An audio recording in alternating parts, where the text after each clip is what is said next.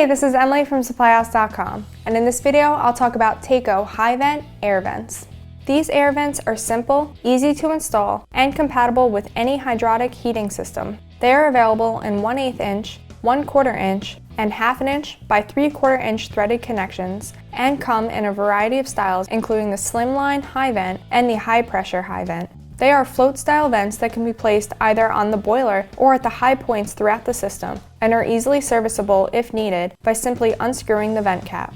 Keep in mind that once installed, the vent cap should be tightened down and backed off at a 1/4 turn to allow air to escape.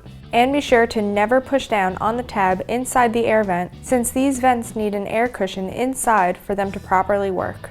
Taco high vents operate in temperatures ranging from 140 to 240 degrees Fahrenheit and at a maximum operating pressure of up to 250 psi, depending on the model.